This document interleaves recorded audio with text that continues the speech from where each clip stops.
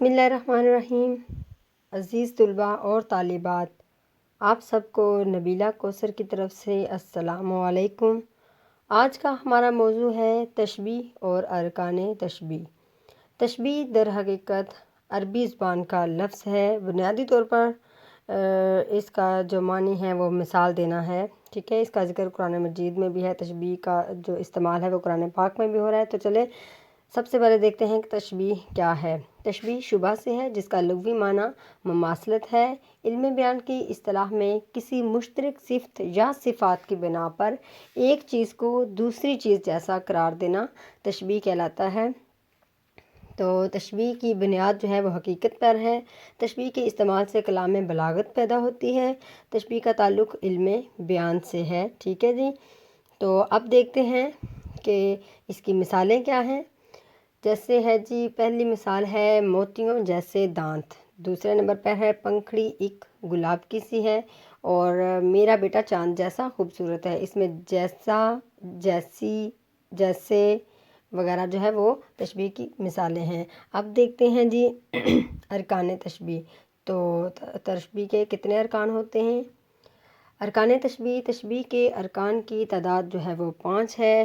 Number 1 مشبہ، پھر ہے مشبہ بہ، پھر حرف تشبیہ، وجہ تشبیہ، اور 5ویں نمبر پر ہے غرض تشبیہ۔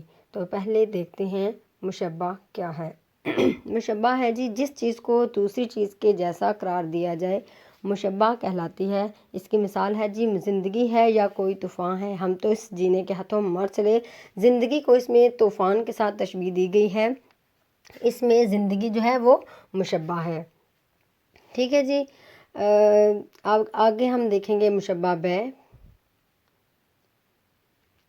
مشبہ بہ وہ چیز ہے جس کے ساتھ کسی دوسری چیز کو تشبیہ دی جائے، یعنی مشبہ کو جس چیز کے ساتھ تشبیہ دی جائے وہ مشبہ بہ کہلاتی ہے۔ زندگی ہے یا کوئی طوفان ہے، ہم تو اس جینے کے ہاتھوں مر چلے۔ اس میں مشبہ بہ جو ہے وہ طوفان ہے۔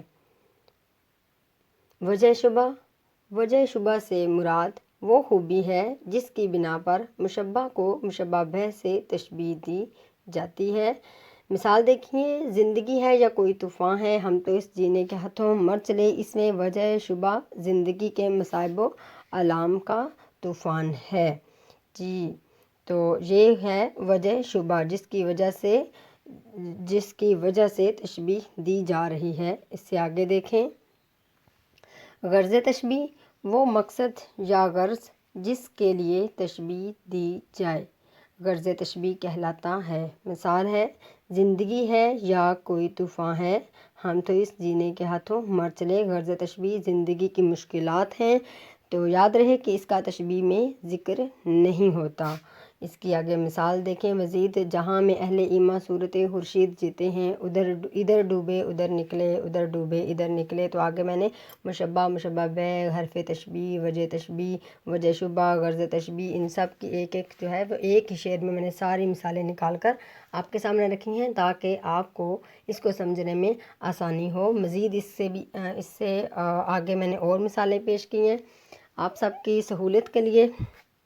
تو امید ہے آپ نے آج کی اس ویڈیو سے کچھ نہ کچھ ضرور سیکھا ہوگا۔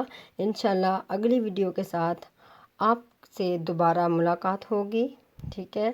تو آپ اس کو جو ہے وہ سمجھیے اور سمجھ کر پڑھیے، یہ آپ کے لیے فائدہ مند ہے۔ تو اگلی ویڈیو کے ساتھ ملتے ہیں، تب تک اللہ حافظ، السلام علیکم۔